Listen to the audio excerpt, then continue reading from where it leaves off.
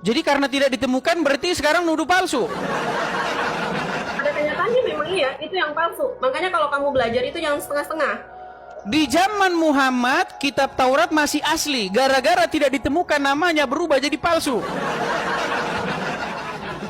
Karena memang kalian suka yang palsu-palsu kan? Seperti wajahmu itu kepalsuan semua. Kok lari kemana-mana ini gimana sih? Ini bahasnya apa? Ini putus asa Ya, atau bagaimana? Emang memang sudah dengar medis tentang kamu yang suka menyebarkan sesuatu yang kepalsuan-kepalsuan seperti itu.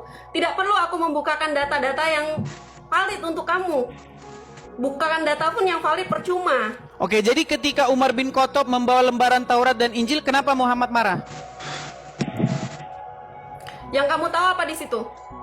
Iya, makanya saya tanya dulu, kenapa dia marah waktu Umar membawa lembaran Taurat dan Injil, padahal nama Muhammad tertulis di sana? Mana datanya yang kau katakan seperti itu? Oke, baik. Kita bacakan ya. Kanda kan selama ini kan jadi mualaf kan cuman ini aja, ikut-ikutan saja. Saya tunjukkan bagaimana Muhammad marah ya. Nih, saya tunjukkan hadisnya. Ya. Saya tunjukkan hadisnya. Sabar ya teman-teman ya. Nih. Saya balikkan kamera saya. Bagaimana Muhammad marah kepada Umar gara-gara Umar membawa Taurat dan Injil. Nih, saya balikkan kamera saya. Nih, saya balikkan dulu kamera saya. Oke. Saya bacakan ya. Nih ya. Ini tertulis nih, ini terus hadis riwayat Ahmad nomor 15. Nomor 15 6. Nih. Saya bacakan. Kita bacakan dari sini ya. Sebentar, saya baca. Ini kalau kalian judulnya ya. Ketika Nabi SAW menegur Umar yang membawa Injil. Dia tidak tahu selama ini jadi orang Islam dikerjain. Saya bacakan. Nih. Ya, dalam sebuah hadis diriwayatkan oleh Imam Ahmad dalam musnadnya, Rasulullah bersabda. Ini bersabda kepada Umar bin Khattab. Apakah engkau ragu, wahai Ibnu Khattab? Sungguh telah membawakan kepada kalian agama putih bersih. Seandainya Musa hidup di zaman ini, maka tidak ada pilihan baginya kecuali mengikuti aku. Ini ketika Umar bin Khattab membawa Taurat dan Injil, Muhammadnya malah marah. Dibilang katanya Umar bin Khattab ragu-ragu. Ketahuan karena namanya nggak ada di situ. Ayo, sekarang udah percaya? Percaya sama kamu Edis, sama aja. Percaya dengan berkata kamu. Oke, jadi hadis ini bohong. Balikan lagi wajah kamu yang... Oke, baik, saya balikan lagi. Jadi kamu percaya bahwa hadis itu bohong? Yang bohong itu kamu Edis. Karena jadi hadisnya gimana? Oke, kalau gitu saya mau tanya sama kamu, hadisnya gimana? Yang bohong itu kamu Edis, karena kamu selalu mencari sesuatu yang palsu. Berarti saya bohong. Oke, baik. Kita putarkan dari ceramah Ustaz saja ya. Bagaimana Umar bin Khattab pernah membawa lembaran Taurat dan Injil nih. Kamu bilang saya bohong. Waduh, sungguh kamu nekat yang nyata kalau seperti ini caranya. Nih, saya bacakan kepada kamu nih. Nih ya. Edis, kamu kirim lagi. Memang saya suruh kamu kirim. Apanya? Ini dengarkan ya. Nih. Wa nazzalna 'alaika al-kitab, dan kami turunkan kepada engkau Alkitab. Tibyanan likulli syai', sebagai penjelas bagi segala sesuatu. Kemudian beliau membawakan sebuah hadis atau riwayat di sini, asar dari Umar bin Khattab radhiyallahu ta'ala anhu, ya, dari Nabi sallallahu alaihi wasallam, tentang kisah Umar bin Khattab yang suatu hari memegang kitab Taurat. Taurat diturunkan kepada Nabi siapa? Nabi Musa alaihissalam. Baik, kita baca kisahnya. Warawa An-Nasa'i wa ghiru, dan diriwayatkan oleh atau Imam An-Nasa'i meriwayatkan dan selainnya. Ani Nabi sallallahu alaihi wasallam, dari Nabi sallallahu alaihi wasallam, annahu ra'a, bahwasanya Nabi sallallahu alaihi wasallam melihat fi yadi Umar bin Khattab radhiyallahu ta'ala anhu, di tangannya Umar bin Khattab radhiyallahu ta'ala anhu, waraqatan min at-Taurah. Lembaran dari Taurat. Faqala, maka beliau bersabda.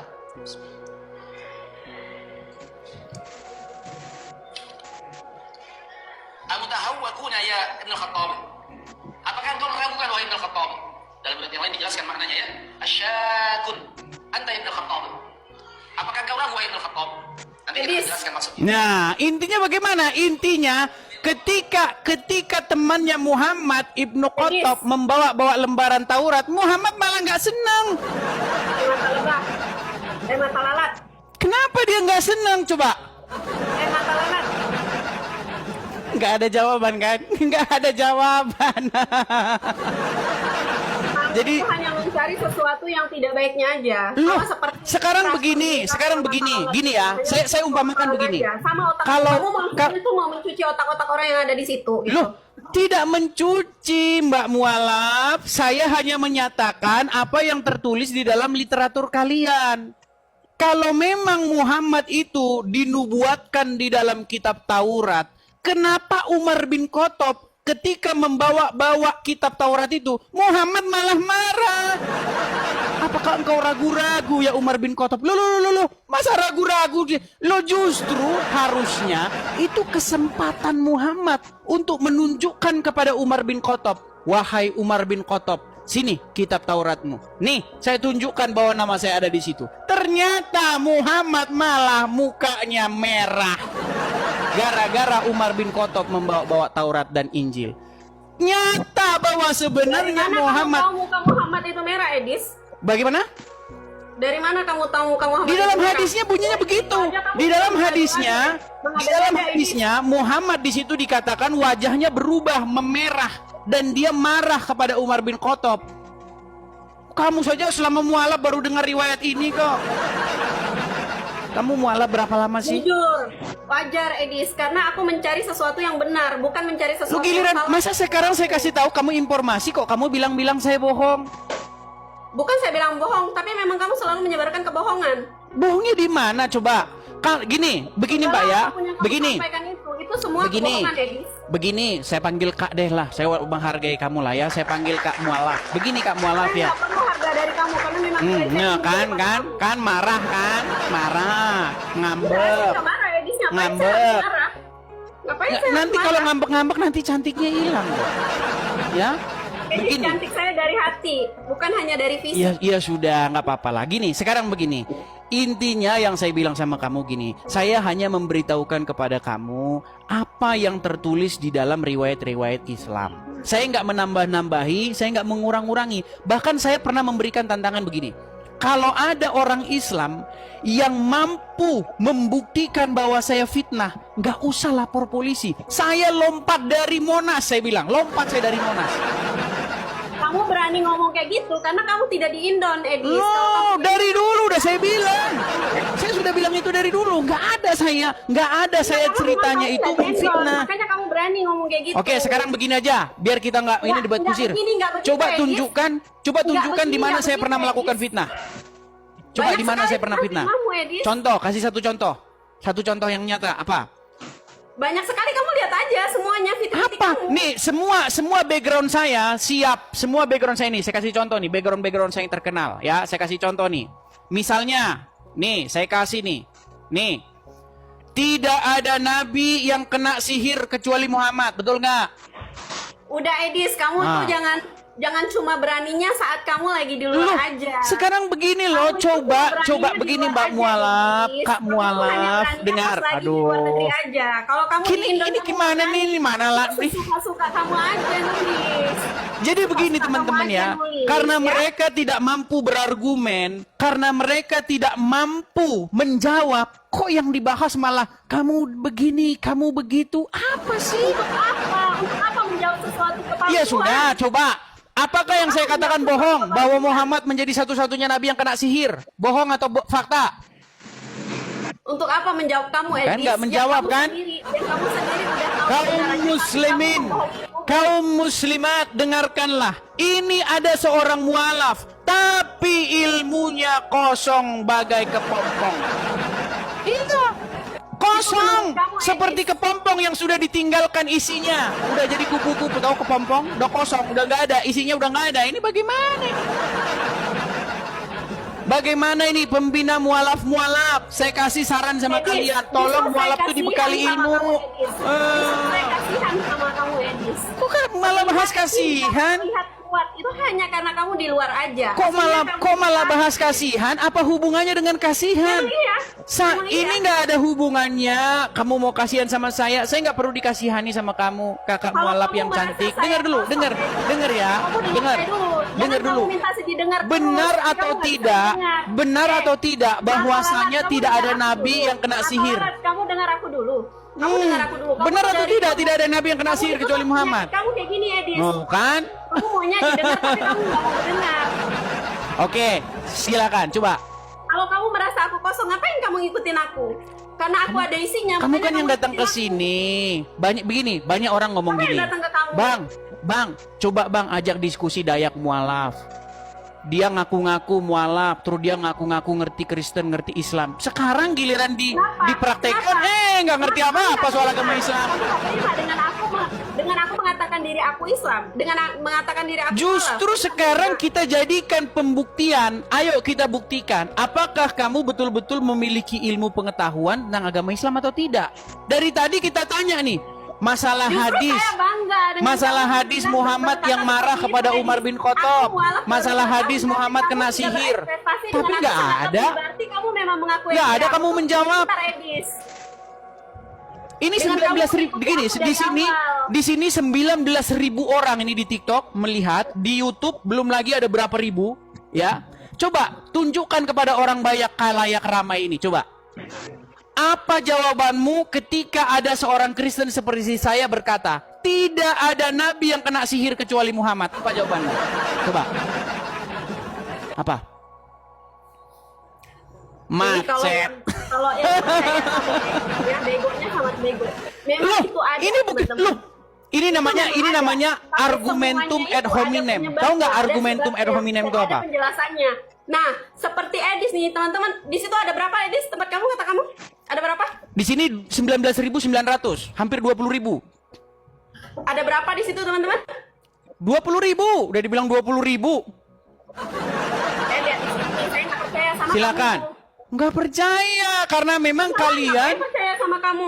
Orang munafik kayak kamu. Kalian percayanya sama Bukhari yang mengatakan Muhammad kena sihir. Oh, gimana?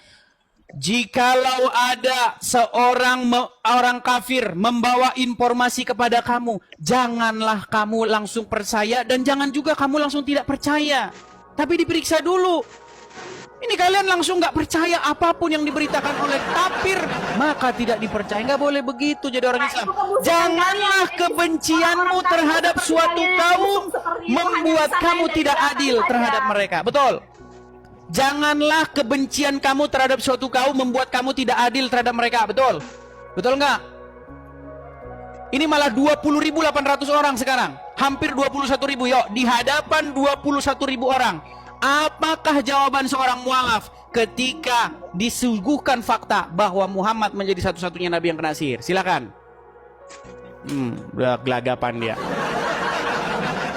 Ayo, silakan. Jangan kabur. Jangan telepon Zulkifli M. Abbas atau Nur Alim. Atau suruh sajalah telepon Adi Hidayat boleh, telepon Abdul Somad boleh. Ayo, silakan. Siapa yang mau ditelepon? Bahkan saya menantang Abdul Somad Adi Hidayat untuk diskusi dengan saya. Ayo. Nggak level mereka lawan kamu Edis, orang sampah. Bilang aja takut. Kotoran kayak kamu ngapain Edis? Dari Ya tadi, Allah. begini. Oke, saya jawab. Dari tadi, macam-macam logical fallacy, macam-macam kesesatan logika. Salah satunya adalah argumentum ad hominem. Tahu nggak argumentum ad hominem itu apa? Nggak tahu, namanya juga mualaf. Oke, argumentum ad hominem adalah sebuah argumen kecacatan berpikir. Dia bukan membantah argumennya, tapi dia bantah orang yang ngomong. Gara-gara yang ngomong orangnya item, gara-gara yang ngomong orangnya dekil, makanya argumennya menjadi salah. Apa itu logika macam apa kayak begitu? Ajar. Justru Jadi item-item mereka ini begini pakai keren, berlomba begini itu item-item aja. keren. Jadi begini ya, Dayak mualaf, Mereka ini kurang dengarkan. ajar nih pakai tombak-tombak nih ya. Aku udah kena peringatan ya, kurang ajar kalian. Nah, kan? Itu karena kamu argumentum ad hominem. Tidak menjawab pertanyaan tapi malah kabur dia, teman-teman. Dia saksi mata ya. Kalian menjadi saksi bahwasanya dia kabur. Nah, Ya sudah, memang pribadinya saja. jadi Mau agama ketika apapun Abdul itu pasti Somad bisa mengatakan membawa. bahwasanya di dalam salib itu ada jin kafir, berarti orang Kristen diam saja begitu. Itu oknum kakak, udah biarin aja yang Ya sudah, saya sedang menjawab oknum-oknum itu. Masing-masing. Saya sedang menjawab oknum-oknum Dengan itu. agama masing-masing udah. Bagiku agamaku, bagimu agamamu. Nggak usah bahas agamaku. Apalagi Oh, menjelek-jelekan Anda tidak agamaku. tahu, nggak ada istilah bagimu agamamu. Coba nih.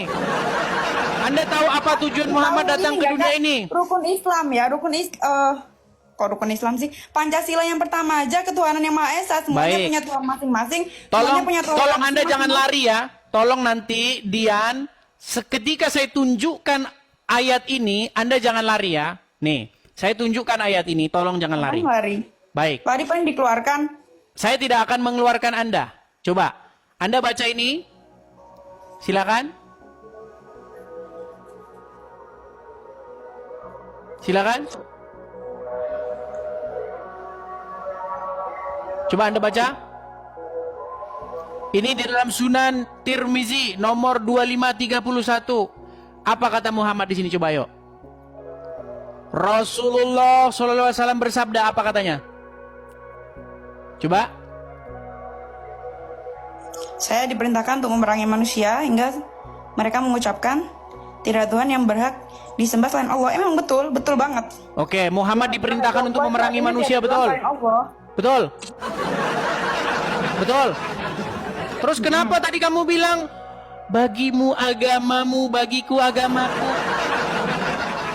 Apabila mereka dengar, apabila mereka mengucapkannya, maka mereka telah menghalangiku untuk menumpahkan darah dan merampas harta mereka. Betul? Semua orang punya pendirian masing-masing, agama masing-masing. Oh, sekarang jadi begini. Kemanusiaan masing-masing, Abang. Ya, Aduh, bagiku Dian. Gimana, Dian? Cantik-cantik seperti kamu nih, cocoknya kamu ganti Tuhan. Loh, Tuh, kamu nggak boleh begini, kayak Dian, gitu, Dian. toleransi. Dian, dengar ya, Dian, dengar.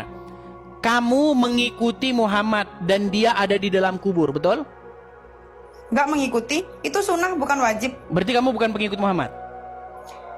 Itu hanya utusan Sudah malu Allah. dia jadi. Cocok lah, memang cocok, Dian. Gini, tidak pantas. Gini, Dian, cantik-cantik Utusan seperti Allah. kamu, memang nggak pantas mengikuti orang dalam kuburan, betul? Betul. Udah nggak mengikuti, sunnah dilakukan nggak apa-apa. Dian, sekarang saya tanya. Penjelasan nggak apa? Sekarang saya tanya, Muhammad pemimpinmu nggak? Bukan, Allah. Tuhanku udah Allah Allah. pemimpinmu. Muhammad itu seseorang yang diutus oleh Allah. Berarti saya pernah dengar lagu begini. Rumah saya itu dekat sama masjid. Kalau bulan puasa diputar lagu begini. Lagunya begini. Lagunya begini ya. Muhammad nabiku, Muhammad pemimpinku. Berarti lagunya salah itu ya? Dia salah berarti. Salah. Oke, baik. Baik. Sekarang sebagai seorang muslim, jangan dimatikan kameranya, Dian. Jangan. Gini. Kalau kita mau bicara secara logis, sebagai seorang muslim, wajib nggak kamu itu menjadikan Muhammad sebagai suri tauladan? Wajib. Wajib. Muhammad, Suri tauladan ya. ya, suri tauladan. Ya, artinya apapun yang diperbuat Muhammad itu merupakan contoh-contoh yang baik, betul? Betul. Of Di course. dalam sebuah hadis, Muhammad menikahi anak di bawah umur, tahu? Nggak tahu. Tapi mungkin banyak ya. Mungkin itu nggak patut ditiru, Bang. Itu sunnah. Tapi katanya barusan tadi kamu bilang Muhammad itu suri tauladan yang patut ditiru. Ya, Sekarang kamu bilang tidak patut ditiru. Keadaan tertentu, Abang. Keadaan Arab sama keadaan Indonesia kan berbeda tuh. Oke, sekarang saya tanya, betul tidak bahwasanya dia suri tauladan itu sepanjang zaman, tidak memandang kondisi tertentu. Selalu yang dilakukan Muhammad itu baik, tidak pandang waktu, tidak pandang zaman, tidak pandang tempat. Setuju nggak? Kalau saya itu nggak setuju. Kalau saya kayak gitu itu ya Islam itu mengikuti zaman. Berarti tidak Kalau cocok yang- lagi Muhammad dijadikan suri tauladan. Dalam hal-hal tertentu. Kalau Anda nggak punya duit terus Anda mau poligami lagi mana? Loh, Anak di dalam Muslim. Al-Quran, laki-laki Muslim itu berhak boleh mencari-cari istri dengan hartanya. Boleh asal dia mampu. Iya, Kalau nggak mampu berarti ya jangan. contoh nih gini Dian. Saya Muslim nih, saya Ustadz nih, oke? Saya jalan-jalan ke ke puncak, ketemu sama kamu. Dengan uang yang saya punya, bisa nggak saya jadikan kamu sebagai istri saya lagi? Kalau saya nggak gampangan, nggak mau saya. Bukan, Perasaan menurut boy. ajaran agama Islam, dengan uang yang saya punya, saya bisa mencari istri-istri kemana saja saya mau. Tergantung wanitanya. Kalau saya sih nggak mau. Bukan, aduh ini nggak nyambung ini si Dian ini. Gini loh, sayanya boleh nggak di dalam agama Islam itu mencari istri-istri dengan uang saya? Tergantung Anda. Kalau Anda mau, ya terserah Anda. Bukan, individu. ajaran agama Islam membolehkan itu nggak? Enggak. Waduh, saya tunjukkan ayatnya gimana? Mau saya tunjukkan Kenapa? ayatnya? Ya silakan. Baik, saya tunjukkan ayatnya. Aduh, sayang ini. Si Dian ini cantik-cantik tidak mengerti ajaran itu Islam ini. Aduh, sayang sekali nih, teman-teman. Sebentar ya. Nih. Ampun Bang Itu Pakar. ada di dalam surat An-Nisa.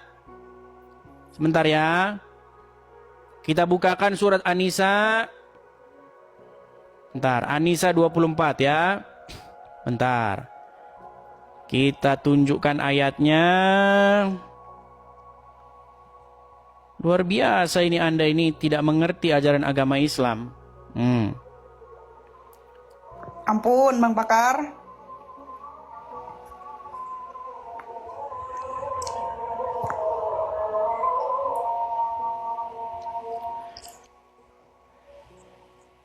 Kepencet. Sabar ya teman-teman ya. HP saya agak sedikit lemot.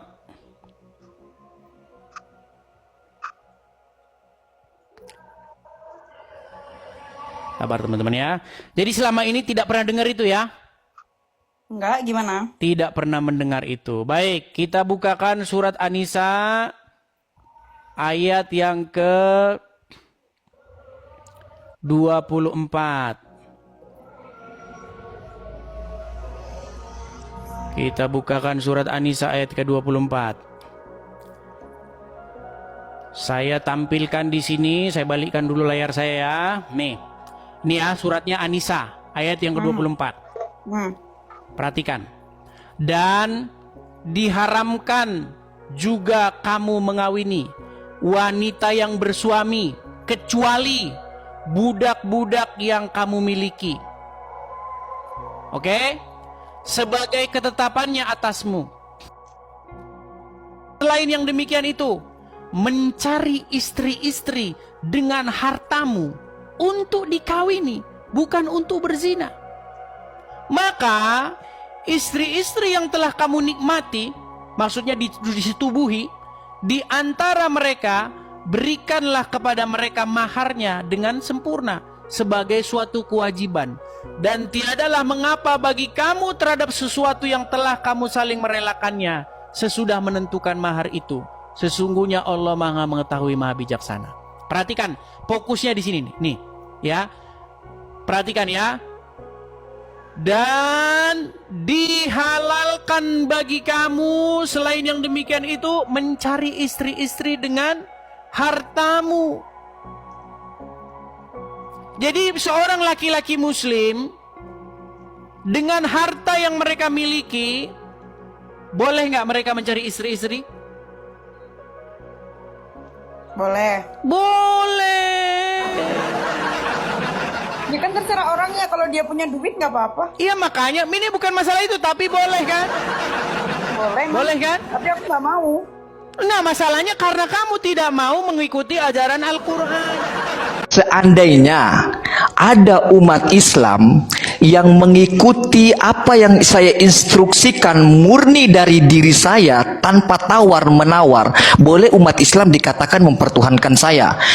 ketika saya menyampaikan sesuatu yang mana sesuatu tersebut berasal dari pihak lain, kemudian umat Islam mengikuti apa yang saya sampaikan secara totalitas dan sesuatu tersebut berasal dari pihak lain, berarti umat Islam tidak menuhankan saya.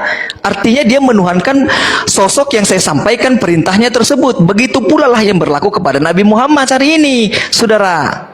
Oke, kalau seperti itu berarti jatuhnya orang Kristen nggak menuhankan Yesus. Oh gitu. Seperti apa contohnya? Coba, saya mau mendengarkan. Karena apa yang dikatakan Yesus tidak berasal dari dirinya sendiri. Iya, ada dijelaskan seperti itu memang ya. Apa yang dikatakan Yesus bukan berasal dari dirinya sendiri, melainkan dari Bapa yang mengutus dia, begitu kan? Ya. Tapi fakta yang terjadi bagaimana hari ini? Umat Islam kan, umat Kristen kan memang memposisikan Yesus itu bukan hanya Tuhan dalam definisi bahasa, tetapi dalam definisi hakikat.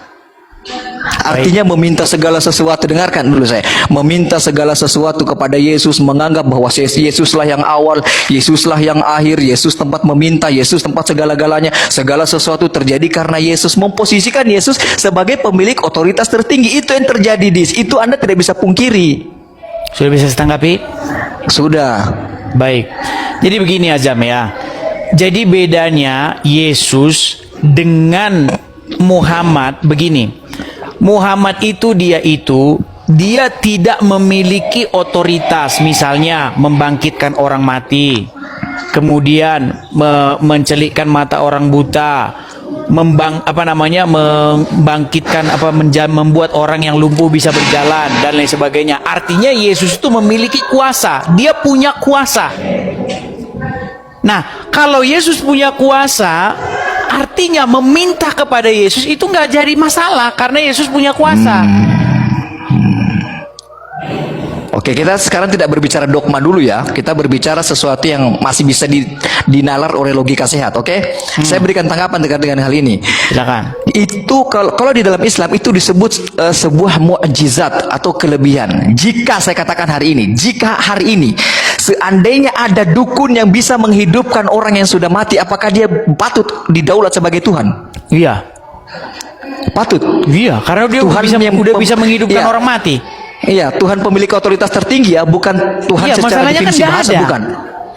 Jika seandainya ada, kita katakan dengan ilmu apa gitu, berkolaborasi dengan jin apa gitu, Iya, masalahnya nggak ada. dia patut. Enggak. Ini kita mengandai-andai, logika sehat kita pakai. Jika seandainya hari ini ada dukun yang memiliki kelebihan, mampu menghidupkan orang mati entah dengan kolaborasi dengan apa, dengan apa, apakah dia pantas didaulat sebagai Tuhan? Iya. Oh gitu. Di akhir zaman itu ada Dajjal, dia bisa menghidupkan orang mati, bisa menyembuhkan orang buta dan lain sebagainya. Mungkin Edis bisa jadi pengikutnya tuh. Iya. Bisa. Iya, kan cuma andai-andai Oke, aja kan. sudah. Apa masalahnya kalau cuma andai-andai? Oke, fix. Nah, udah kayak fix, berarti fix. Oke, udah. Selesai dari saya begini aja. Fix berarti ya. Berarti Anda menuhankan sosok tertentu itu karena dia memiliki kelebihan tertentu, begitu ya? Karena dia memiliki otoritas dari Bapa di sorga gitu. Dan Nah, Bapa kan di Yesus sorga tadi memerintahkan gitu. Iya, berarti kan yang ada pada Yesus bisa menghidupkan orang mati ini kan bukan punya dia. Dia juga diberi kan? Ya enggak? Bukan punya dia. Dia diberi juga kan? Coba, segala sesuatu telah diberikan segala kepadaku. kuasa di surga dan di bumi telah diberikan kepadaku. Nah, dia diberi kan? Iya. Ada yang beri nggak? Iya, Bapa di kan? surga yang memberi. Dia memberi. Berarti yang lebih kuasa sebenarnya siapa? Yang kuasa ini? Iya, itu Bapa tidak di surga jadi soal. atau dia? Yesus Iya, tidak sendiri jadi berkata, soal. Bapa yang mengutus aku lebih besar daripada aku. Yesus berkata. Oh iya, itu kan? Iya. Fix berarti di sini ya. Iya. Terus yang jadi masalah di mana? Yang jadi masalah tadi problem sebelumnya, ketika saudara saya memberikan sebuah pengandaian kepada saudara, saya mengatakan jika di akhir zaman ini ada dukun berkolaborasi dengan makhluk apa gitu, kemudian dia bisa menghidupkan orang mati. Gini apakah aja, dia pantas biar didaulat kita- sebagai biar nggak Tuhan? berulang-ulang. Fixkan dulu. Gini. Terakhir nih, fixkan dulu. Biar tidak berulang-ulang nih. Biar fixkan nggak dulu. berulang-ulang, Ajam. Gini, Fixkan Ajam. dulu yang ini, saudara. Anda kan biasa Ajam. memframing, saya tidak memframing. Saya sudah Gimana berapa sih? jam? Sebentar. Nih, Ajam. Kalau Bapa di sorga, jangan Bapa di sorga, Anda nggak percaya kepada Bapa di sorga. Kalau Allah memerintahkan, misalnya Allah memerintahkan untuk nyembah patung, Anda lakukan nggak? Allah memerintahkan untuk menyembah patung. Seandainya ya, ini pengandaian kan? Pengandaian bukan nih? Tadi Atau kan mau Anda kabur nih? pengandaian. Tadi kan Anda pengandaian. Saya buat pengandaian juga. Seandainya Allah memerintahkan umat muslim, tolong sembah tai ayam. Umat muslim wajib melakukan nggak? Walau alam juga, saya kurang tahu itu. Nah, Karena penyembahan itu kan gini-gini, Anda Nah, makanya saya bilang susah. Gerakan gini. Dengarkan dulu saya. Gerakan dengan penyembahan itu berbeda. Anda gerak gini, enggak, dengarkan. Anda tunduk-tunduk gini, niatnya tidak menyembah, itu tidak masalah. Anda tunduk-tunduk gini, tunduk-tunduk biasa, tidak menyembah, itu tidak masalah. Anda katakan tadi diksinya sembah. Nah, itu berbeda konteksnya. Oke, sekarang kita kembali aja ke tema, biar kita fokus dulu. Lari ya. Gini. Oke, silakan. Gini Ajam. Ada orang Kristen sama orang Islam, dua-duanya nggak ngerti agama. Oke. Dua-duanya debat soal agama. Ini yang sering saya lihat. Entah itu di TikTok, entah itu di YouTube, entah itu di mana. Dua-duanya sama-sama nggak ngerti. Dua-duanya geblek. Nah, terus. Nah, sekarang begini nih. Anda paham agama Islam, saya paham agama Kristen. Sekarang biar orang lihat nih bahwa supaya tidak terjadi lagi kesalahpahaman nih. Langsung ahlinya yang ngomong. Sekarang gini. Kata Tuhan ini kan terjemahan. Setuju? Setuju. Yang Islam nanya, Yesus itu Tuhan atau bukan? Dijawab sama orang Kristen Tuhan. Betul? Iya, orang Kristen begitu. Oke. Kenapa ada Tuhan kok berdoa sama Tuhan yang lain? Yesus kan Tuhan. Kok dia berdoa sama Tuhan berdoa lagi? dia kepada Betul. Bapa di sorga. Iya. Betul nggak? Betul. Nah, yang Kristen bilang begini, Kristen awam loh, saya bilang, yang awam ya. Kristen bilang begini, itu dia berdoa sama dirinya sendiri. Karena dia di dalam otak dia, Tuhan tuh nggak boleh dua. Jadi karena Tuhan itu satu, maka dia lagi berdoa sama dirinya sendiri. Kan gitu. Nah, saya yang nonton kan saya cuma geleng-geleng kepala aja. Sudah. Yus. Nah, sekarang ke Islamnya ya, Tuhan itu kan bahasa Indonesia yang di dalam Al-Quran itu tentu tidak ada. Karena Quran bahasa Arab. Nah, kata Tuhan dalam bahasa Arab itu Rob, betul?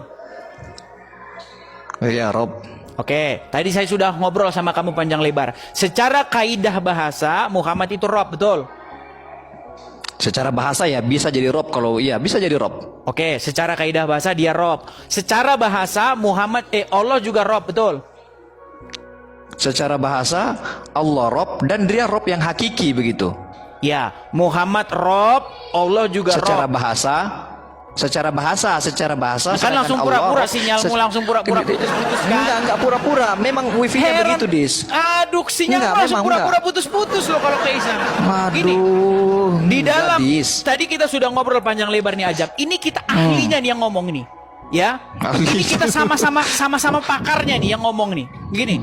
Muhammad secara kaidah bahasa itu adalah Rob. Allah secara kaidah bahasa juga Rob. Ada nggak di dalam Allah agama memiliki Islam dua gini. Allah adalah Rob secara kaidah bahasa dan Rob secara hakiki. Oke. Sedangkan Di dalam Muhammad agama tidak Islam memiliki Rob ada secara nggak? hakiki. Sebentar, di dalam agama Islam ada nggak Rob yang berdoa kepada Rob? Rob berdoa kepada Rob. Saya belum dapatkan. Mungkin saudara dapatkan, bisa diperlihatkan kepada saya. Loh, saya belum dapat, saya katakan. Ini kejujuran. Gini Ajam.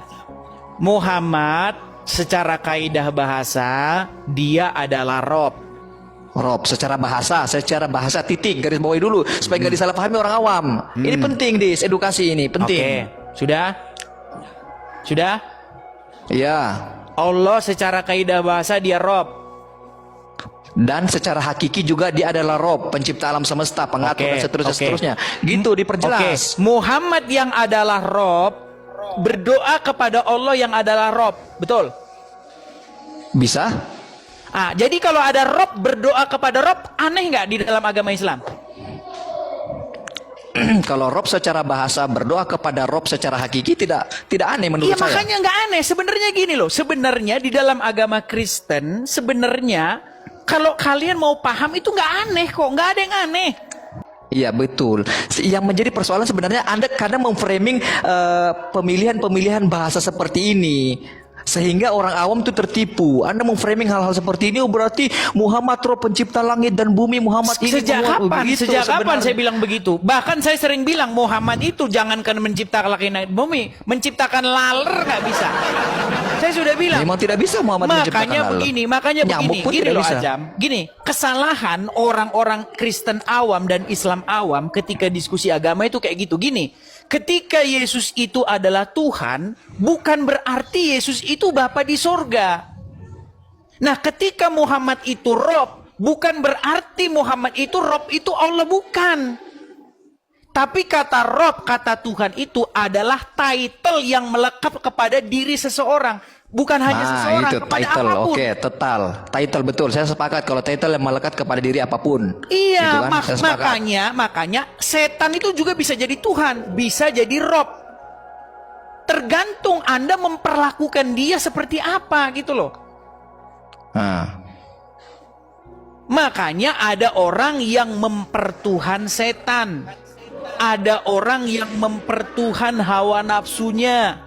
Nah, makanya di dalam agama Kristen itu yang boleh, yang harus Anda pertuhan itu hanyalah Bapa di sorga. Nah, gimana caranya? Cara mempertuhan Bapa di sorga harus dengan cara mempertuhan Yesus.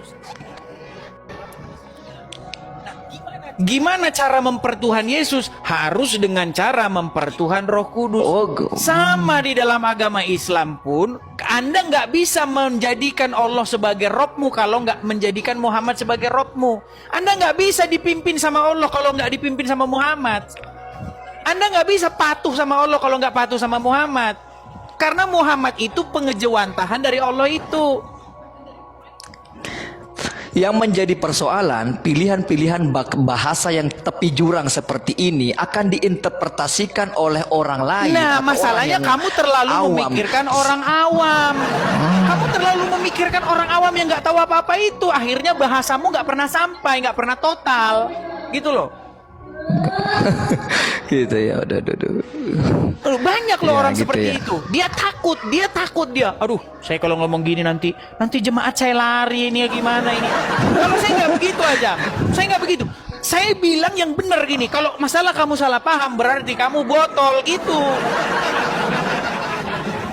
Gitu loh aja. Memang benar ini disebut dengan bahasa-bahasa tepi jurang.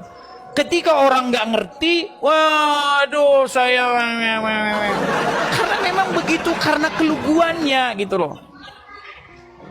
Iya. Ya, begitu ya. Nah sekarang Masih sepakat sih.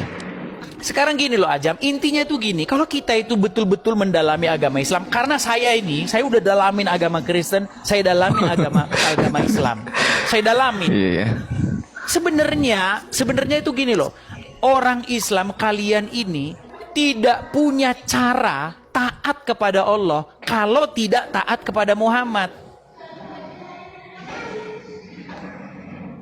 Nah, Iya, kami betul orang itu. Kristen, kami nggak punya cara taat kepada Bapa kalau nggak taat sama Yesus.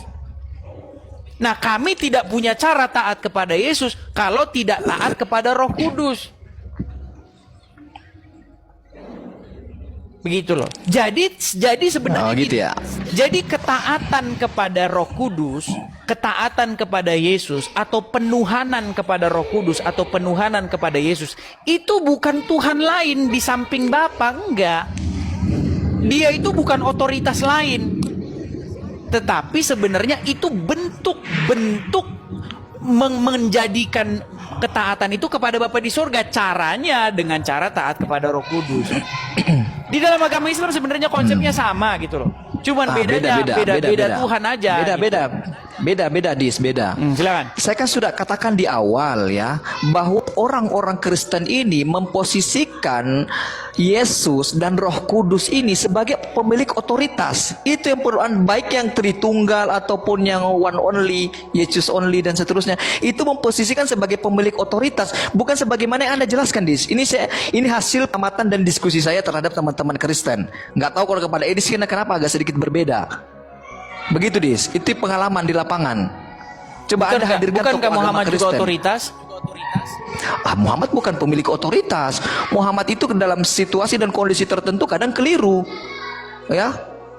Ini dihujat lagi kata-kata saya dalam hal ini dihujat ini. Ini setelah ini saya di DM habis-habisan dicaci maki. Ini percayalah. Selesai, percayalah. Ini dicaci maki setelah ini. Makanya Kita saya tidak bilang, memposisikan Muhammad sebagai pemilik otoritas. Teman-teman Kristen memposisikan Yesus sebagai pemilik otoritas. Ini hasil diskusi saya. Coba mungkin untuk memverifikasi pernyataan saya bisa hadirkan pendeta, begitu pendeta. Dia memposisikan Yesus seperti apa? Kan Anda bukan pendeta. Jadi bukan pemilik ya kata-katanya tidak bisa dipegang lah begitu kan. ya gini loh, Iya. jangan gini, banyak juga pendeta itu juga nggak ngerti apa-apa juga banyak. Ada juga pendeta yang paham Anda juga udah nyerang banyak. pendeta lagi nih. Gini aja betul, banyak. Anda akui nggak banyak ustadz juga yang nggak ngerti? Ya, di dalam Islam kan tidak ada pengkaderan ustadz. Ustadz itu kan semua orang yang penampilannya agamis sekarang dipanggil ustadz begitu. Ya sama, Termasuk saya penampilan sama agamis sekarang dipanggil juga. ustadz, padahal bukan. Sama gini, Begitu. maksudnya begini.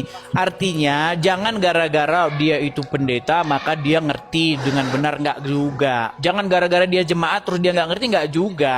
Gitu. Tergantung isi kepalanya kan gitu. Tergantung Iya, iya, iya. sejauh mana dia mendalaminya kan gitu. Ya kan? Nah, sekarang kalau Anda mengatakan bahwasanya Muhammad bukan pemilik otoritas, saya rasa Anda sudah bukan Islam lagi. Muhammad itu pemilik otoritas. Waduh, tidak. Muhammad bukan pemilik otoritas. Kalau dia Dihujat bukan lagi saya pemilik setelah ini. otoritas, bagaimana mungkin dia berkata barang siapa taat kepadaku sama dengan taat kepada Allah? Dalilnya? Hadis? Gimana itu ya? Saya lupa dulu. Barang siapa yang Baca dulu taat terjemahannya. kepadaku, barang siapa yang taat kepadaku, maka sesungguhnya dia telah taat kepada Allah. Ya, apakah itu simbol dari sebuah otoritas? Oh, begitu? jelas dong. Artinya kedudukan Muhammad, artinya Muhammad itu udah duduk di kursinya Allah. Enggak dong. Duh. Framing terlalu jauh itu. Duh, Itulah kelebihan Anda, terlalu framing terlalu jauh. barang siapa Nah. patuh taat kepadaku, ku di situ adalah dirinya Muhammad. Maka Terus. sesungguhnya dia telah taat kepada Allah. Makanya saya Oke. bilang Muhammad itu sosok aslinya, Allah itu bayangannya. Enggak dong. Itu keliru juga, itu keliru. Jadi begini, gimana? saya berikan ilustrasi. Saya berikan ilustrasi. Saya pakai ilustrasi aja deh, nggak usah pakai dalil. Anda kan di Amerika sekarang ya, presidennya Donald Trump. Anda tidak pernah bertemu, Anda tidak bisa dan tidak memiliki akses dan tidak akan bisa, kita berikan saja pandangan, bertemu dengan Donald Trump. Tapi Anda bisa mengikuti, bisa bertemu dengan utusannya begitu, tangan kanan atau tangan kirinya. Ketika utusan Donald Trump mengatakan seperti itu kepada Anda, layak nggak? Nggak layak. Kalau kamu ikut, enggak layak dong. Edis, kalau kamu ikuti saya, sama saja Anda telah mengikuti Donald Trump. Nggak pantas dia ngomong gitu. Dengan catatan, utusannya Donald Trump ini reputasi, kredibilitas, integritasnya bisa dipertanggungjawabkan. Pasti seperti itu. Dengan catatan. Tapi kalau ya memang pemabuk, penjudi, peminum juga yang ngomong begitu, ya memang tidak pantas. Maksudnya gini, Ajam, gini ya. Di dalam Bible tidak pernah ada nabi yang berani bilang taat kepada saya. Nggak boleh. Kalau nabi bilang kamu harus patuh kepada saya, taatilah saya, maka nabi itu sudah seharusnya dipecat jadi nabi. Karena dia sudah mengambil kemuliaan Tuhan itu. Nabi itu harus bilang begini, dengarkanlah firman Tuhan, taatlah kepada firman Tuhan, itu yang dibilang nabi. Gitu ya, gitu ya. Iya, nggak boleh Bagaimana Nabi ngomong jika, patuhlah kepada saya. Itu dia sudah Oh, iya. mengambil kemuliaan Tuhan itu. Bagaimana jika pernyataan dari sang nabi tersebut atas instruksi dari pemilik otoritas tertinggi, yaitu Tuhan Nah, pencipta makanya langit dan bumi? disitulah bedanya. Bagaimana? Disitulah bedanya Tuhannya orang Islam dengan Tuhannya orang Kristen. Enggak, bagaimana? Boleh kan? Boleh kan sang nabi Nah, mengatakan demikian ada di dalam jika Bible apa yang ada seperti itu. Ada di Nggak dalam boleh nggak? Saya Bible. tanya dulu supaya Anda tidak terkesan framing nih oleh Bukan netizen. hanya boleh, boleh ada nggak? bahkan. Nggak Bukan boleh hanya nggak? boleh. Misalnya gini, saya tanya dulu, boleh nggak jika Nabi Muhammad barang siapa yang taat kepadaku berarti dia telah taat kepada Allah Subhanahu Wa Taala? Boleh nggak jika kata-kata tersebut atas instruksi dari Tuhan pencipta alam langit dan bumi? Boleh nggak? Boleh. Muhammad bilang ngomong Boleh. gitu. Boleh. Boleh. Oke, bagus. Nah, Silakan, masalahnya kan lanjut. tadi kamu tidak mengakui bahwasanya Muhammad pemilik otoritas. Loh, dia bukan pemilik otoritas karena dia juga ngomong gitu atas perintah dari pihak lain gitu. Bagaimana pemilik otoritas ngomong gitu? Begini ya, begini. Kalau Allah bilang begini, taat sama Muhammad, berarti Muhammad itu diberikan otoritas nggak? Enggak dong. Pemilik otoritas ya harus jelas. Saya memberikan kekuasaan saya secara penuh kepada Anda dan sekarang saya bukan siapa-siapa lagi. Gitu harus jelas, dia tidak ambigu. Wah, gini, masalahnya begini loh. Ketika Allah bilang taatilah Muhammad, artinya Muhammad itu sudah diberikan sebuah otoritas supaya muslim taat kepadanya. Itu interpretasi. Saya tidak bisa terlalu jauh berinterpretasi seperti itu. Itu bukan interpretasi, gimana? Interpretasimu itu, saudara. Itu interpretasimu itu. Itu interpretasi atau tafsir ya bahasanya. Itu tafsir Bukan Anda itu. tafsir. Sebenarnya begini, kalau kita mendalami dalam-dalam, sebenarnya Muhammad itu yang menjabat gitu loh. Allah itu dia itu hanya bayangannya, yang menjabat gelarnya itu Muhammad. Makanya kalian sami'na wa ta'na. Ketika Muhammad ngomong, kalian itu sami'na wa ta'na. Patuh dan taat. Kami mendengar dan kami taat. Nah, di dalam agama Kristen, Yesus itu menjabat, dia itu menjabat kekuasaan dari Bapa di surga itu, makanya dia duduk di sebelah kanan. Makanya di dalam Mazmur 110 dikatakan, duduklah di sebelah kananku sampai musuh-musuhmu kubuat menjadi tumpuan kakimu. Tetapi yang terjadi pada Nabi Muhammad berbeda. Nabi Muhammad itu kalau perintahnya pribadi bisa diselisihi. Perintahnya pribadi ya, hujat lagi saya selesai ini. Perintahnya pribadi Nabi Muhammad itu ketika dari dirinya sendiri itu bisa diselisihi. Tapi ketika Nabi Muhammad menyampaikan perintah Tuhan, tidak boleh diselisihi. Begitu. Berarti kadang-kadang dia... Saya berikan contoh. Buktinya apa? Ketika ada sebuah peristiwa kemudian terjadi, Nabi Muhammad SAW menghadirkan orang lain untuk dimintai pendapat. Ini bagusnya diapakan ya orang, ini bagusnya. Maka dia dimintai pendapat satu-satu. Kalau dia pemilik otoritas tertinggi, kenapa tidak diputuskan saja? Wah, udah ini putusan saya pemilik otoritas tertinggi. Kenapa tidak seperti itu? Nah, jadi framing Anda mengatakan Nabi Muhammad pemilik otoritas tertinggi keliru, oke? Nah, makanya jangan mempertuhan Muhammad. Jangan menjadikan dia pemimpin. Anda sudah mulai framing lagi. Artinya dia tidak layak dijadikan pemimpin karena pelin-pelan gak jelas gitu loh. Gimana? Justru ketika dia hendak mengeluarkan sebuah pendapat yang itu bukan pendapat dari langit, dia mengumpulkan orang banyak, itu bukti dia adalah sosok yang paling layak dijadikan pemimpin karena dia masih mendengarkan pendapat orang lain. Oke, artinya ada kemungkinan dia salah. Ya, ada. Iya. Nah, sesuatu yang mungkin Nah, ini saya bahas di buku saya. Sesuatu yang mungkin salah, tidak layak taat kepada dia itu setara dengan taat kepada Tuhan. Makanya dalam hal-hal tertentu itu Nabi Muhammad, saya ulang-ulangi, dia berpotensi untuk keliru dalam hal-hal tertentu.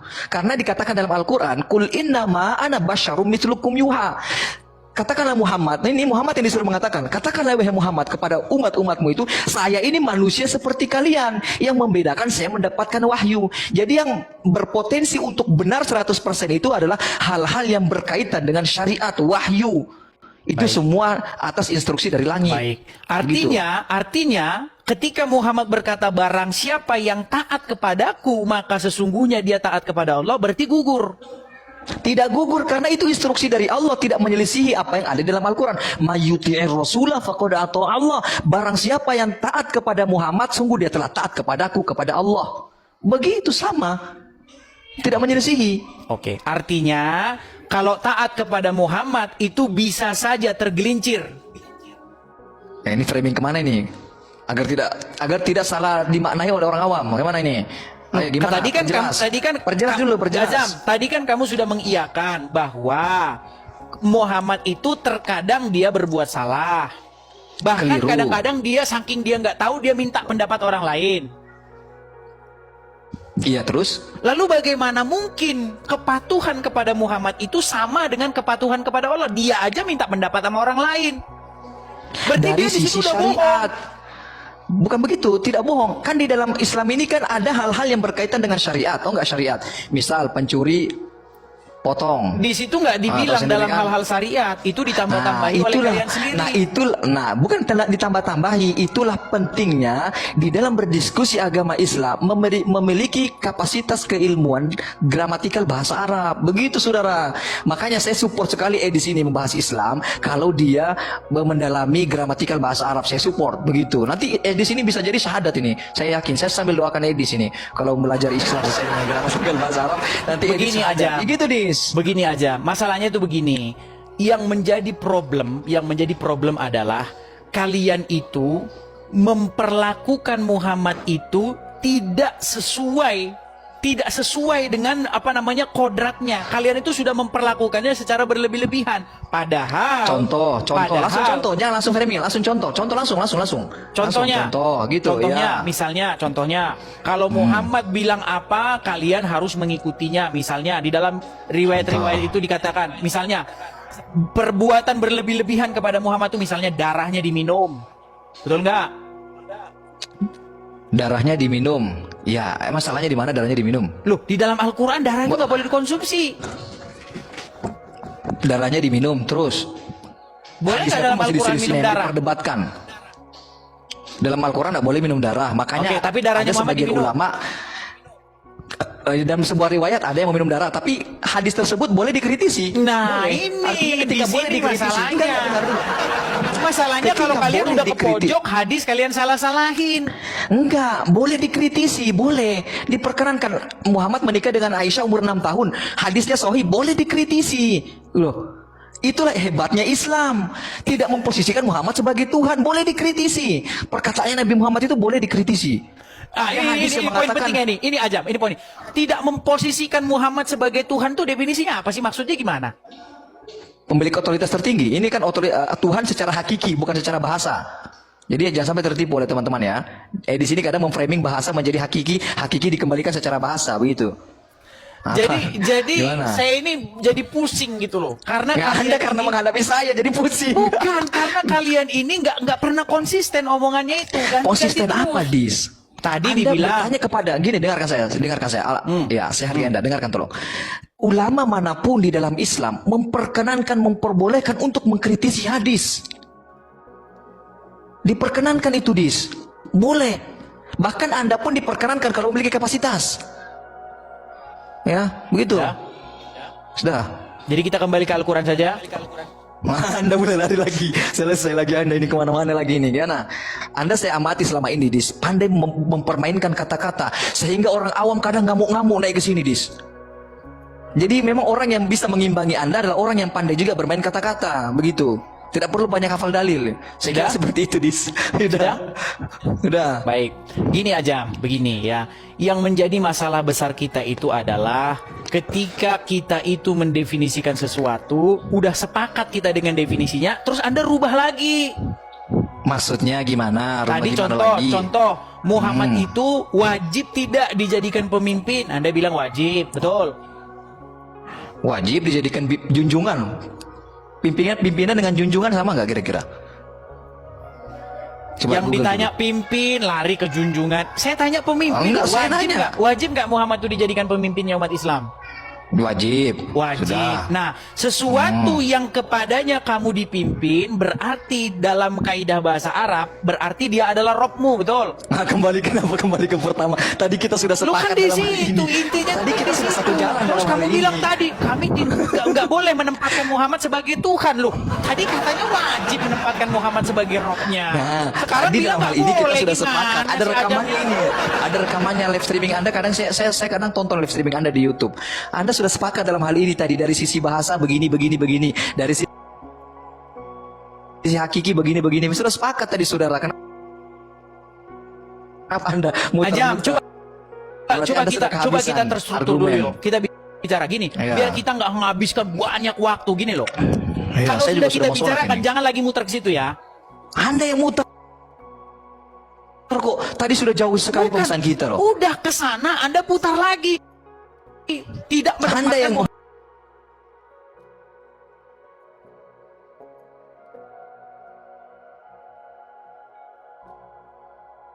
yang taat kepadaku, sesungguhnya dia telah taat kepada Allah. Darah tadi tentang darah tadi, Bukan. yang tentang itu. Muaranya itu ketika kita bicara hadis, kalau merugikan, tadi kalian palsu-palsukan hadisnya, boleh dikritik. Enggak palsu-palsukan, boleh Jadi dikritik, bukan saya bilang. Gitu. Artinya, ketika Muhammad berkata barang siapa yang taat kepadaku, maka sesungguhnya dia taat kepada Allah, berarti gugur. Tidak gugur karena itu instruksi dari Allah, tidak menyelisihi apa yang ada dalam Al-Quran. Mayyuti'ir rasulah faqad ata Allah. Barang siapa yang taat kepada Muhammad, sungguh dia telah taat kepadaku, kepada Allah. Begitu sama. Tidak menyelisihi. Oke, artinya kalau taat kepada Muhammad itu bisa saja tergelincir. Ini framing kemana ini? Agar tidak salah dimaknai oleh orang awam. Bagaimana ini? Ayo gimana? Perjelas dulu. Jazam, tadi kan kamu sudah mengiyakan bahwa Muhammad itu terkadang dia berbuat salah. Bahkan Keliru. kadang-kadang dia saking dia nggak tahu, dia minta pendapat orang lain. Iya, terus? Lalu bagaimana mungkin kepatuhan kepada Muhammad itu sama dengan kepatuhan kepada Allah? Dia aja minta pendapat sama orang lain. Berarti Dari dia di sisi situ udah bohong. syariat. Bukan begitu, tidak bohong. Kan di dalam Islam ini kan ada hal-hal yang berkaitan dengan syariat, atau enggak syariat. Misal pencuri potong. Di situ nggak dibilang tahu sendiri dalam kan? hal-hal syariat, itu ditambah-tambahi oleh kalian sendiri. Bukan ditambah-tambahi, itulah pentingnya di dalam berdiskusi agama Islam memiliki kapasitas keilmuan gramatikal bahasa Arab. Begitu saudara. Makanya saya support sekali di sini membahas Islam kalau dia mendalami gramatikal bahasa Arab. Saya support begitu. Nanti di sini bisa jadi syahadat ini. Saya yakin. Saya sambil doakan di sini kalau belajar Islam sesuai dengan gramatikal bahasa Arab nanti Begini aja. Ya gitu Dis. Begini aja, masalahnya itu begini. Yang menjadi problem adalah kalian itu memperlakukan Muhammad itu tidak sesuai dengan kodratnya. Kalian itu sudah memperlakukannya secara berlebih-lebihan. Padahal Contoh, langsung contoh, jangan langsung framing, langsung contoh langsung. Contohnya, gitu ya. Misalnya, kalau Muhammad bilang apa, kalian harus mengikutinya. Misalnya di dalam riwayat-riwayat itu dikatakan, misalnya perbuatan berlebih-lebihan kepada Muhammad itu misalnya darahnya diminum, betul nggak? Darahnya diminum. Ya, masalahnya di mana darahnya diminum? Loh, di dalam Al-Quran darah itu nggak boleh dikonsumsi. Darahnya diminum terus. Boleh nggak dalam masih Al-Quran diselisih minum yang darah? diperdebatkan. Dalam Al-Quran nggak boleh minum darah. Makanya Oke, tapi darahnya ada Muhammad sebagian diminum. ulama dalam sebuah riwayat ada yang meminum darah, tapi hadis tersebut boleh dikritisi. Nah, boleh. ini Artinya ketika di boleh sini dikritisi, masalahnya. enggak, dengar dulu. Masalahnya Ketika kalau kalian boleh udah ke dikritik. pojok hadis kalian salah-salahin. Enggak, boleh dikritisi, boleh. Diperkenankan Muhammad menikah dengan Aisyah umur 6 tahun. Hadisnya sahih, boleh dikritisi. Loh. Itulah hebatnya Islam. Tidak memposisikan Muhammad sebagai Tuhan, boleh dikritisi. Perkataannya Nabi Muhammad itu boleh dikritisi. Ada hadis yang mengatakan, ini Ajam, ini poin. Tidak memposisikan Muhammad sebagai Tuhan tuh definisinya apa sih? Maksudnya gimana? pemilik otoritas tertinggi. Ini kan Tuhan secara hakiki, bukan secara bahasa. Jadi jangan sampai tertipu oleh teman-teman ya. Di sini kadang memframing bahasa menjadi hakiki dikembalikan secara bahasa, begitu. Jadi Gimana? saya ini jadi pusing gitu loh. Karena Ya, Anda karena menghadapi saya jadi pusing. bukan karena kalian ini nggak pernah konsisten omongannya itu. Konsisten apa, Dis? Tadi Anda dibilang bertanya kepada gini, dengarkan saya. Ya, saya hargai Anda, dengarkan tolong. Ulama manapun di dalam Islam memperbolehkan untuk mengkritisi hadis. Diperkenankan itu, Dis. Boleh. Bahkan Anda pun diperkenankan kalau memiliki kapasitas. Ya, begitu. Ya. Sudah. Jadi kita kembali ke Al-Quran saja. Anda boleh lari lagi. Selesai lagi Anda ini kemana-mana lagi ini. Gimana? Anda saya amati selama ini, Dis. Pandai mempermainkan kata-kata. Sehingga orang awam kadang ngamuk-ngamuk naik ke sini, Dis. Jadi memang orang yang bisa mengimbangi Anda adalah orang yang pandai juga bermain kata-kata. Begitu. Tidak perlu banyak hafal dalil. Saya kira Sudah? seperti itu, Dis. Sudah. Sudah. Baik, gini aja, begini ya. Yang menjadi masalah besar kita itu adalah ketika kita itu mendefinisikan sesuatu, udah sepakat kita dengan definisinya, terus Anda rubah lagi. Maksudnya gimana? Rubah Tadi gimana contoh, lagi? contoh Muhammad itu wajib tidak dijadikan pemimpin. Anda bilang wajib, betul? Wajib dijadikan junjungan. Pimpinan dengan junjungan sama nggak kira-kira? Coba Yang Google ditanya dulu. pimpin lari ke junjungan. Saya tanya Oh, pemimpin, enggak, saya wajib nanya. nggak? Wajib nggak Muhammad itu dijadikan pemimpinnya umat Islam? Wajib. Wajib. Sudah. Nah, sesuatu yang kepadanya kamu dipimpin berarti dalam kaidah bahasa Arab berarti dia adalah Robmu, betul? Nah, kembali ke pertama. Tadi kita sudah Lu sepakat kan di dalam hal ini. situ intinya. Tadi kan kita di sudah situ. satu jalan Terus dalam kamu hal ini. bilang tadi kami nggak boleh menempatkan Muhammad sebagai Tuhan loh. Tadi katanya wajib menempatkan Muhammad sebagai Robnya. Nah, Sekarang tadi bilang dalam hal nggak ini kita boleh. sudah sepakat. Gimana Ada sih rekamannya ajabnya? ini. Ada rekamannya live streaming Anda. Kadang saya kadang tonton live streaming Anda di YouTube. Anda sudah sepakat dalam hal ini tadi dari sisi bahasa begini. Dari sisi hakiki begini. Sudah sepakat tadi saudara. Kenapa Anda Ajam, muter-muter? Berarti Anda sudah coba kehabisan kita terstruktur dulu argumen. yuk. Kita bicara gini, Iya. biar kita nggak menghabiskan banyak waktu gini loh. Iya, Kalau saya sudah juga kita mau sholat bicarakan, ini. jangan lagi muter ke situ ya. Anda yang muter kok. Tadi sudah jauh sekali Bukan. pembahasan kita loh. Udah ke sana, Anda putar lagi. Tidak Anda yang menempatkan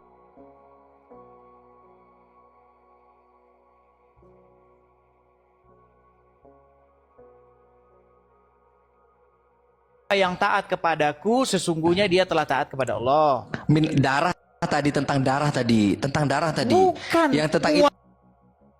Suaranya itu ketika kita bicara hadis, kalau merugikan, tadi kalian palsu-palsukan hadisnya, boleh dikritik. Enggak palsu-palsukan, Jadi- boleh jadi dikritik, muter saya bilang. lagi.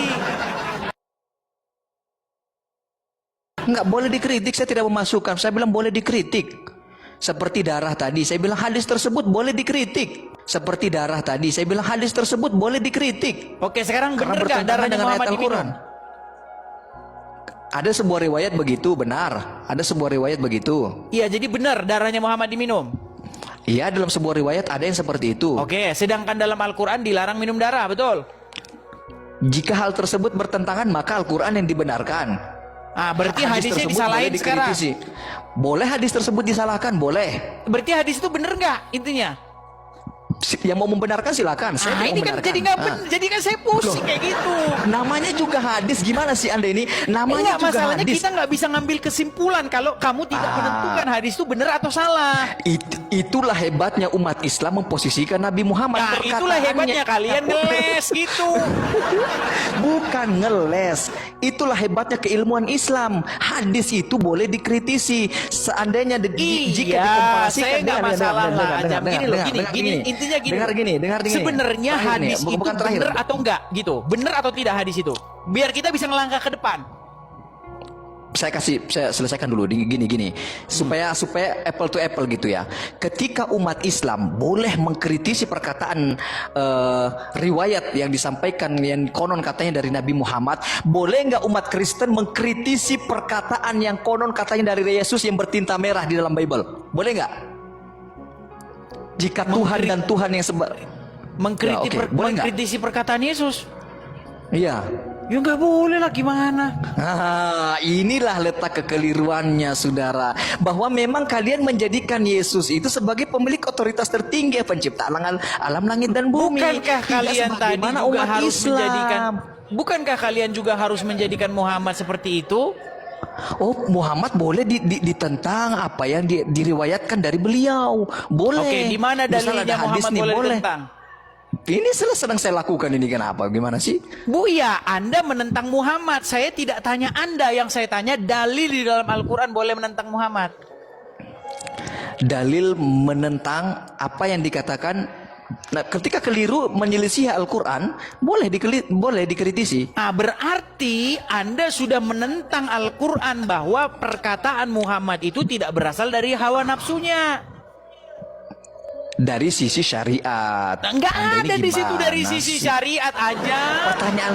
Pertanyaan saya, minum darah itu syariat atau bukan minum darah Muhammad nih? Aja. Syariat. Enggak, ngapain kita bahas minum darah? Orang kamu saja nggak bisa menyimpulkan itu benar atau enggak. Nah, makanya itulah kata saya, Dis. Aja, Bahwasanya di dalam agama sekarang Islam begini ini, loh, apakah minum gimana? darah itu benar atau enggak? Gitu dulu. Saya pribadi nih ya, saya pribadi mungkin banyak juga yang sependapat dengan saya ya kan. Kan Anda tahu sendiri di dalam Islam ini ada yang memposisikan Muhammad itu jelmaan Tuhan, kan ada yang begitu ya.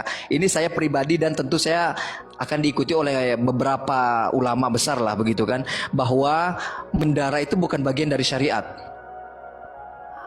Yang ditanya apa, yang dijawab apa aja. Apa? Anda tanya apa emangnya? Anda Yang tanya saya apa? tanya itu riwayat itu apakah itu fakta atau bukan?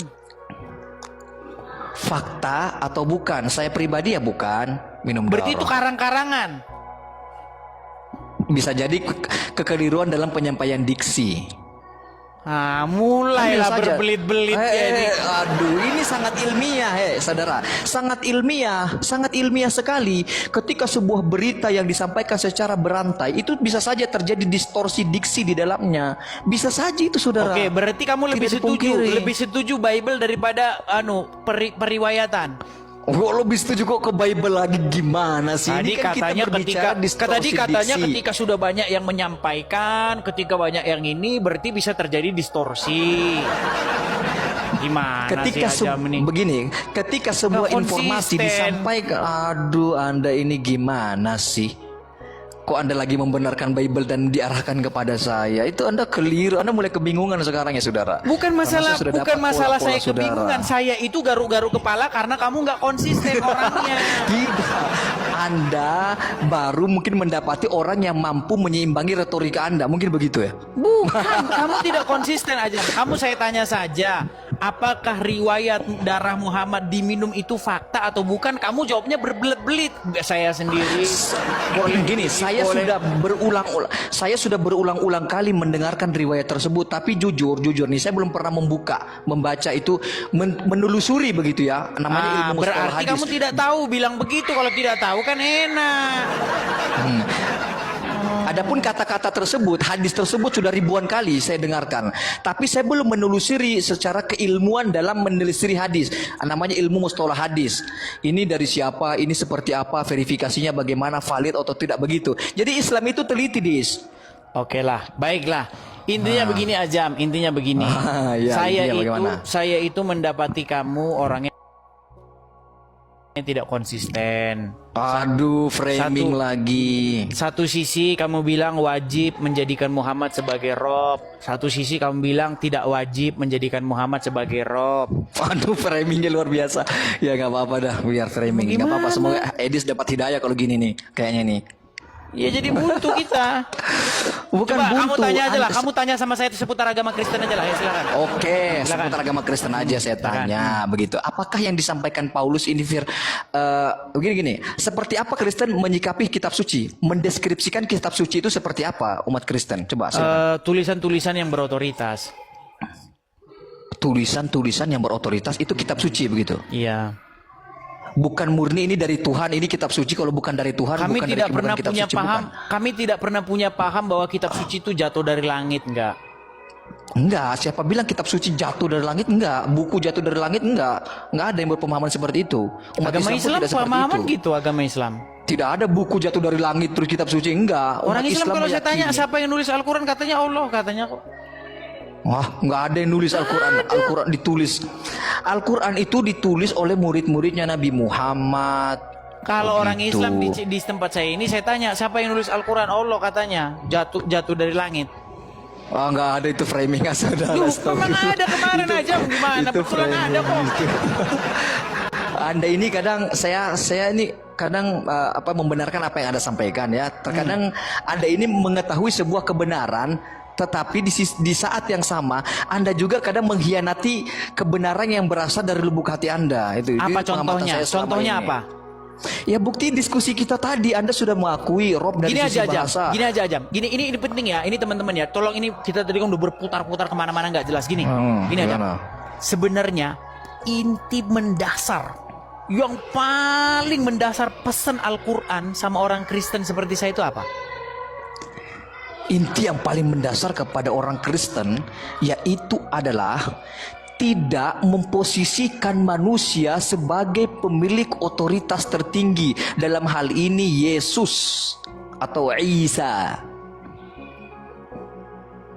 Itu aja sih. Itu di Quran surat berapa itu? Di surah An-Nisa ada, di surah Al-Maidah ada. Jadi maksudnya tidak boleh menuhankan Yesus gitu.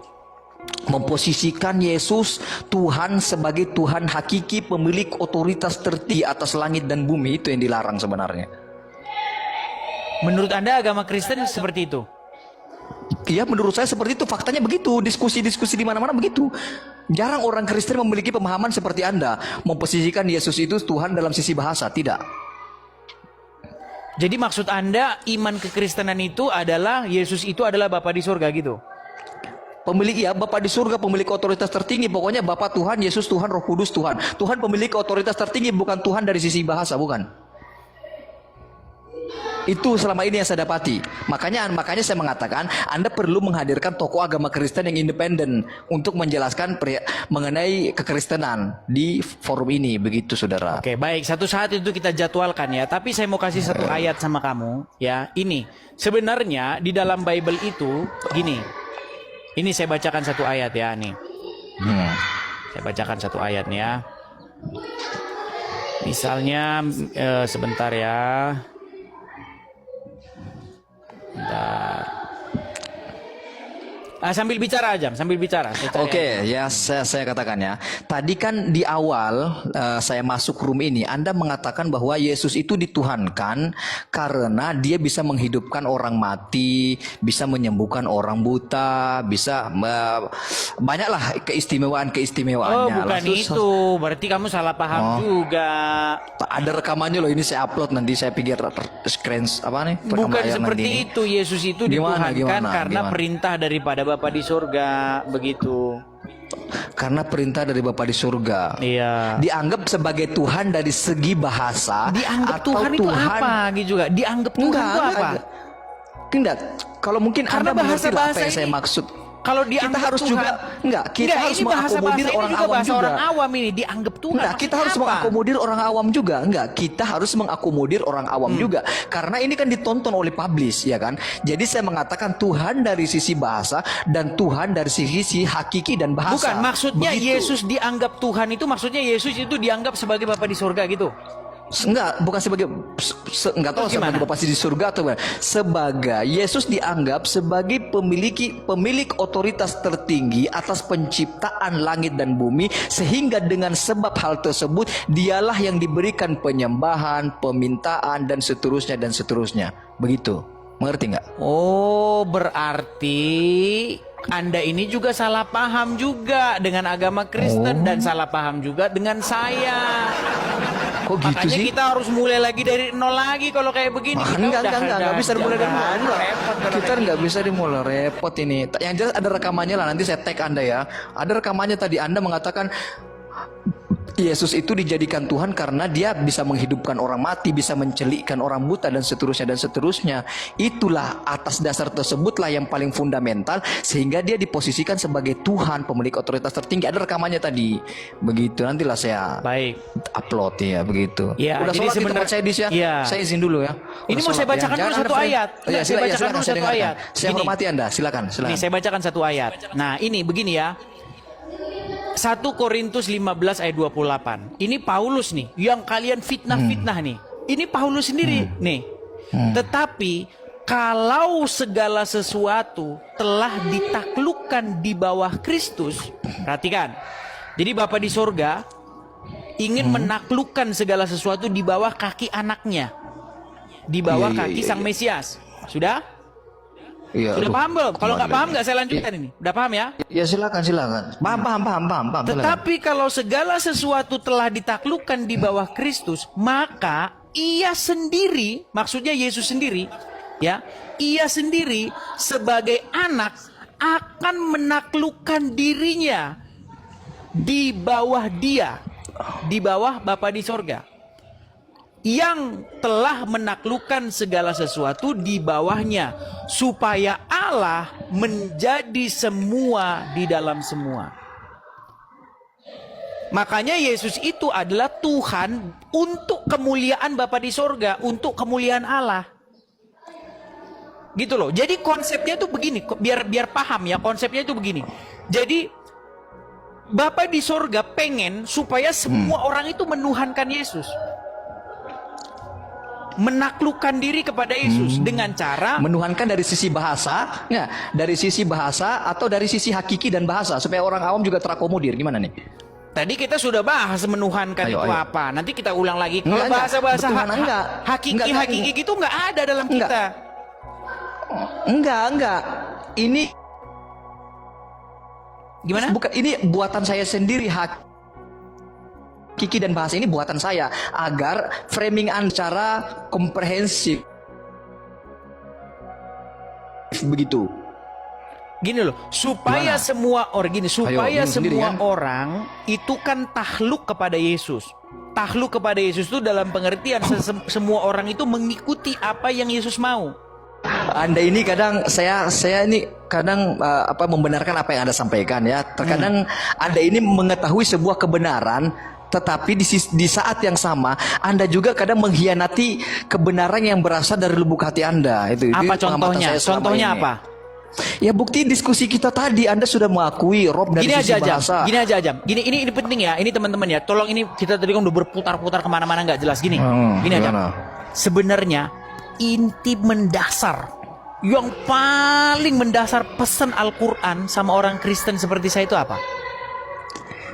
Inti yang paling mendasar kepada orang Kristen yaitu adalah tidak memposisikan manusia sebagai pemilik otoritas tertinggi, dalam hal ini Yesus atau Isa. Itu aja sih. Itu di Quran surat berapa itu? Di surah An-Nisa ada, di surah Al-Maidah ada. Jadi maksudnya tidak boleh menuhankan Yesus gitu. Memposisikan Yesus Tuhan sebagai Tuhan hakiki, pemilik otoritas tertinggi atas langit dan bumi, itu yang dilarang sebenarnya. Menurut Anda agama Kristen seperti itu? Iya, menurut saya seperti itu. Faktanya begitu. Diskusi-diskusi di mana-mana begitu. Jarang orang Kristen memiliki pemahaman seperti Anda, memposisikan Yesus itu Tuhan dalam sisi bahasa. Tidak. Jadi maksud Anda iman kekristenan itu adalah Yesus itu adalah Bapa di surga gitu? Pemilik, ya, Bapa di surga, pemilik otoritas tertinggi. Pokoknya Bapa Tuhan, Yesus Tuhan, Roh Kudus Tuhan. Tuhan pemilik otoritas tertinggi, bukan Tuhan dari sisi bahasa, bukan. Itu selama ini yang saya dapati. Makanya saya mengatakan Anda perlu menghadirkan tokoh agama Kristen yang independen untuk menjelaskan mengenai kekristenan di forum ini, begitu saudara. Oke, baik. Satu saat itu kita jadwalkan ya. Tapi saya mau kasih satu ayat sama kamu ya. Ini sebenarnya di dalam Bible itu gini. Ini saya bacakan satu ayat ya nih. Saya bacakan satu ayat nih ya. Misalnya sebentar ya. Bentar. Sambil bicara aja, sambil bicara. Oke, ya saya katakan ya. Tadi kan di awal saya masuk room ini, Anda mengatakan bahwa Yesus itu dituhankan karena dia bisa menghidupkan orang mati, bisa menyembuhkan orang buta, bisa banyaklah keistimewaan-keistimewaannya. Oh, bukan itu. Berarti kamu salah paham juga. Ada rekamannya loh, ini saya upload nanti, saya pikir screen apa nih? rekam Bukan layar seperti nanti itu. Yesus itu Gimana, dituhankan gimana, karena gimana? perintah daripada Bapa di surga, begitu. Karena perintah dari Bapa di surga. Iya. Dianggap sebagai Tuhan dari segi bahasa. Dianggap atau Tuhan itu apa gitu juga? Dianggap Tuhan itu apa? Enggak. Kalau mungkin Karena Anda mengerti lah apa bahasa-bahasa yang saya ini- maksud. Kalau dianggap kita harus Tuhan, juga kita harus ini mengakomodir bahasa orang ini awam bahasa juga. orang awam ini dianggap Tuhan. Enggak, kita Maksudnya harus apa? mengakomodir orang awam juga. Enggak, kita harus mengakomodir orang awam juga. Karena ini kan ditonton oleh publish, ya kan? Jadi saya mengatakan Tuhan dari sisi bahasa dan Tuhan dari sisi hakiki dan bahasa. Bukan, maksudnya Begitu. Yesus dianggap Tuhan itu maksudnya Yesus itu dianggap sebagai Bapa di surga gitu. Enggak, bukan sebagai enggak tahu Terus gimana? sebagai Bapa di surga atau gimana. Sebagai Yesus dianggap sebagai pemilik otoritas tertinggi atas penciptaan langit dan bumi, sehingga dengan sebab hal tersebut dialah yang diberikan penyembahan, pemintaan dan seterusnya. Begitu. Mengerti nggak? Oh, berarti Anda ini juga salah paham juga dengan agama Kristen dan salah paham juga dengan saya. Kok gitu Makanya sih? kita harus mulai lagi dari nol lagi kalau kayak begini. Kita Enggak bisa dimulai dari nol. Enggak. repot kalau Kita kayak nggak bisa dimulai, repot ini. Yang jelas ada rekamannya lah, nanti saya tag Anda ya. Ada rekamannya tadi Anda mengatakan Yesus itu dijadikan Tuhan karena dia bisa menghidupkan orang mati, bisa mencelikkan orang buta dan seterusnya. Itulah atas dasar tersebutlah yang paling fundamental sehingga dia diposisikan sebagai Tuhan, pemilik otoritas tertinggi. Ada rekamannya tadi. Begitu, nantilah saya Baik. upload ya, begitu. Ya, Udah jadi sholat di sebenarnya- tempat saya dis ya. Iya. Saya izin dulu ya. Ini Udah mau saya sholat, bacakan ya. dulu Jangan satu ada ayat. Oh, ya, Saya bacakan dulu saya satu dengarkan. ayat. Saya Gini. hormati Anda, silakan. Ini saya bacakan satu ayat. Nah, ini begini ya. 1 Korintus 15 ayat 28. Ini Paulus nih, yang kalian fitnah-fitnah nih. Ini Paulus sendiri nih. Tetapi kalau segala sesuatu telah ditaklukkan di bawah Kristus, perhatikan. Jadi Bapa di sorga ingin menaklukkan segala sesuatu di bawah kaki anaknya. Di bawah Iya, kaki iya, sang Mesias. Sudah? Iya, Sudah aduh. paham belum? Kalau nggak Kembali paham lagi. nggak saya lanjutkan ini. Udah paham ya? Ya silakan. Paham. Silakan. Tetapi kalau segala sesuatu telah ditaklukkan di bawah Kristus, maka ia sendiri, maksudnya Yesus sendiri, ya, ia sendiri sebagai anak akan menaklukkan dirinya di bawah dia, di bawah Bapa di sorga, yang telah menaklukkan segala sesuatu di bawahnya, supaya Allah menjadi semua di dalam semua. Makanya Yesus itu adalah Tuhan untuk kemuliaan Bapa di sorga, untuk kemuliaan Allah. Gitu loh. Jadi konsepnya tuh begini, biar paham ya, konsepnya tuh begini. Jadi Bapa di sorga pengen supaya semua orang itu menuhankan Yesus,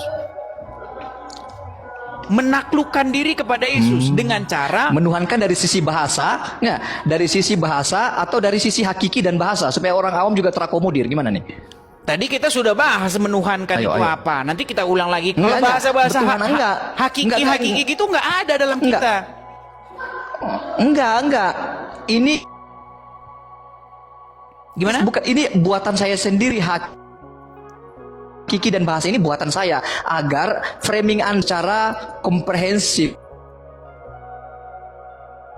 begitu. Gini loh, supaya Gimana? semua orang gini, supaya bingung sendiri, semua kan? orang itu kan tahluk kepada Yesus. Tahluk kepada Yesus itu dalam pengertian semua orang itu mengikuti apa yang Yesus mau.